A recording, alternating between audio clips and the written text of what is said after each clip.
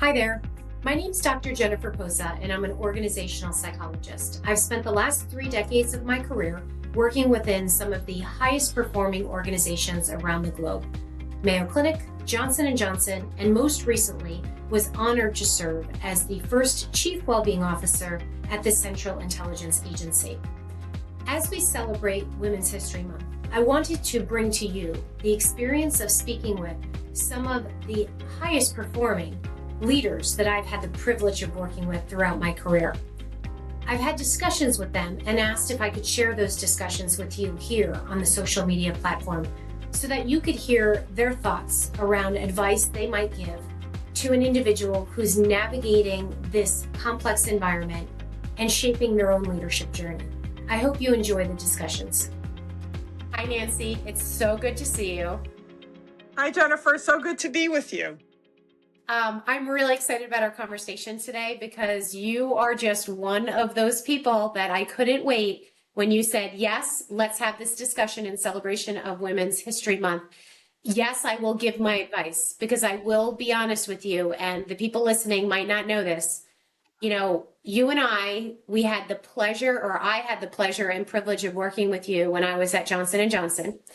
And you were one of those people that you were my person on my team that I could go to, that I could trust, and that I could really, really learn from. So I'm just so incredibly grateful that you are joining me today and having this awesome discussion.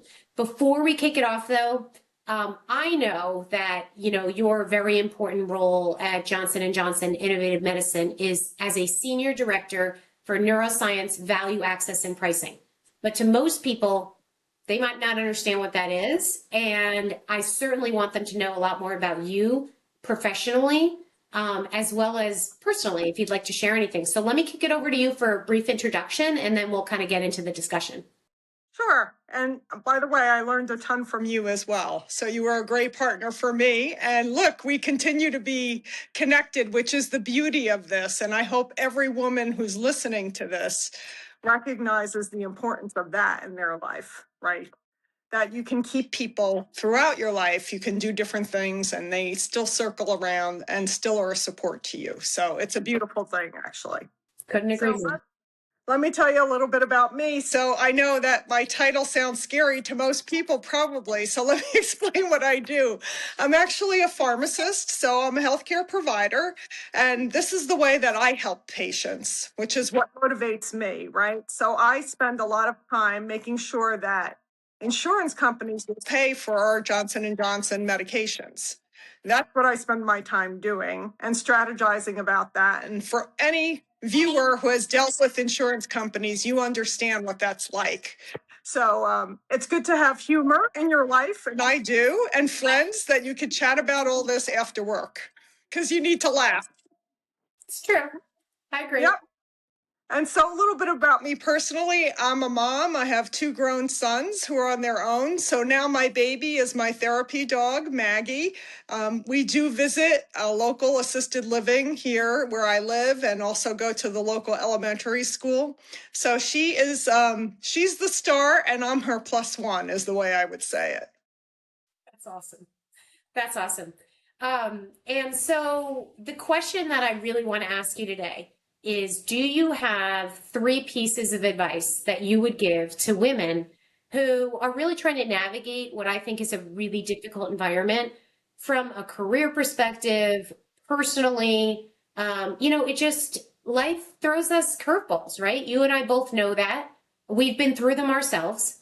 How would you provide guidance to women out there during this month to say, this is what I would advise based on what Nancy's been through for the many years that you've been successful in the corporate world? Yeah, I would say the first thing is know yourself and then trust yourself. Right? You will get lots of advice, and we all have along the way from people that we respect and maybe people who just have an opinion because everybody seems to have one. Doesn't mean you need to listen or follow them. So you know you better than anybody else. You know what you're good at. You know what you're passionate about. You know what you really want to do. And if you can align those things with whatever organization you're in, if it's corporate or non-for-profit or whatever organization you aspire to be in, that makes the most sense because it will bring you joy, right? It will not be like working, quote unquote, right? Working drudgery, right? It will be something you really enjoy contributing to. And the organization will feel that too, right? It translates itself into results. And I think that has been a successful formula for myself. I certainly have done a ton of different things in my career. Maybe a model for, if you have a pharmacy degree, here's all the many, many things you can do. In and out of pharma, I've done many things. So, people didn't always agree. People would say things to me like, oh, that's not a job for you. And so don't be discouraged, is what I would say. And don't be afraid, right? You know you better than anybody else.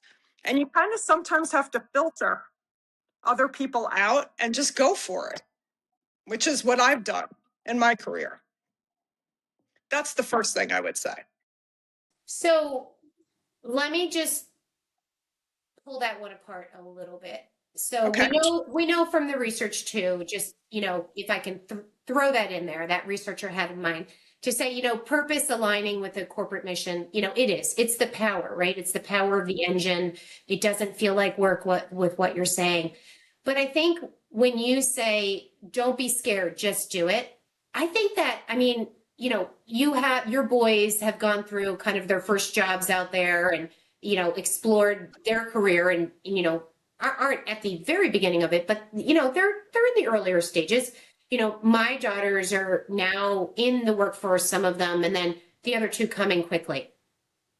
They're all scared. Like, it's scary because it's really intimidating. Who were there's anybody like that you role modeled, or where did you learn how to just plow through that and have the confidence to make the scary choice?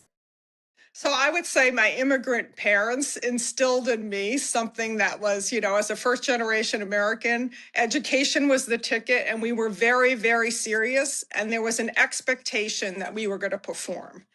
Period, the end, no excuses. That's our generation. I think our kids' generation is a lot different. We have had this conversation personally before, so I know we've talked about this, and many others probably feel this way too. My boys look at me very often and say, "Oh no, Mom, we don't want to work the number of hours that you work, like you're working too hard, Mom." And I'm thinking, well, yeah, this is the way it is actually, but zip it. We all have learned to do that, right? Yeah. I think it's good for them to find people that they trust and respect, maybe somebody who's a few years older that has had some experiences and they can go to for advice. I often find, and you probably do too, that, the parents aren't the first people they go to for advice. They go to their friends. So it might be helpful to have somebody who's, a few years in, a few years ahead of them that they can lean on. Mhm. Yeah. I think I would advise that. I'm told on a regular basis how old I am now by my children. I agree. All right. Number two, what would be the second piece of advice? Keep learning. So I love the Tom Rath 5 strengths. For all those people out there who don't know what it is, look into it because we're all unique and have these 5 strengths. And my number one thing is learner.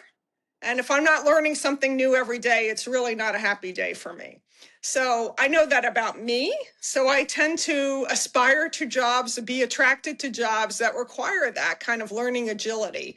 But I do think that in the world we live in, the pace of change is so fast now on so many different levels, technology, healthcare, you name it, everything's changing all the time.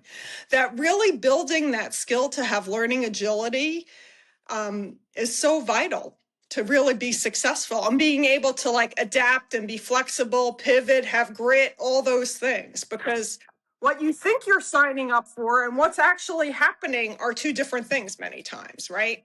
So you have to flex. I always tell my team to ride the wave, ride the wave, up and down. We're going to be okay. Just ride the wave, have some flexibility. It's very important. I think that's different than maybe a generation ago, right? Like there was a very defined path. These are the things you need to do. This job, this job, this job. Well, the one path, that doesn't exist anymore. It's sort of like a windy road that we go down. And that's okay. I actually kind of like it. You're offering kind of two you're offering advice on learning yourself first through the Gallup Strength Finders, right?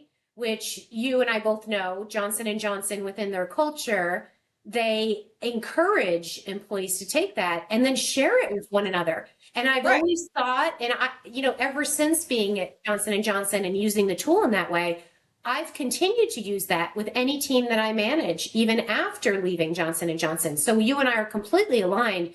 But I think what you're pointing out is that you have to know yourself. But so not only from a leadership perspective can you use it for your teams to understand them more, but it's really like if you know you're a learner and you're not going to be in a job that's going to enable you to grow and develop and learn more, it's not going to be a good fit. So, and those are such important qualities about yourself that you have to know in order to select the right jobs or even grow into the right types of positions, right? Right, exactly right. And so the disclaimer, of course, is all of this is my personal opinion today. So I've worked for many companies, as you know, including J&J, but Yeah. many others. And, like I've learned from every single one of them, as we Yes. do, right? And so all my opinion today.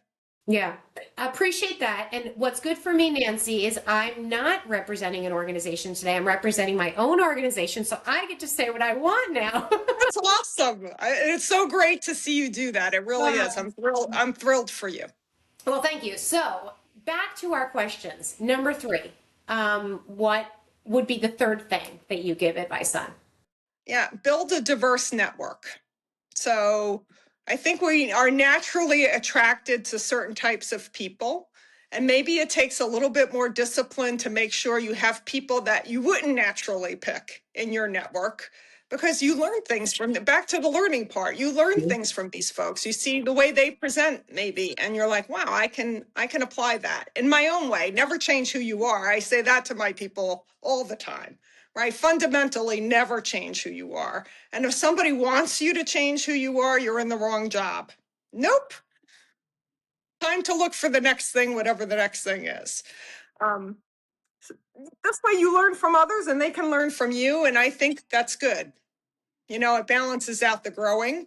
And then the pay forward part of that is then you help somebody else, right? You help the younger generation. You provide your mentorship. Or when you're in a room, what are you saying about them when they're not in the room? That's the number one thing for women, I think. It's like, what is the champion saying about you when you're not there? Because that's how to get to the next level. We're always talking about breaking the glass ceiling or how do we continue to rise. I think that's really important. Sometimes it's when you're not in that room and your champion is sitting there, what are they saying about you to make sure that you're elevated? Yeah. Yeah, and that requires developing relationships and allowing people to really understand who you are, back to your original point. And I think that is absolutely something so critical that I'm not sure that I would have thought about earlier in my career to say, how can I be represented when I'm not even there? It's a little bit of, I mean, it's a learned process, right? But it's Correct. but I think it just, tell me if you agree with this.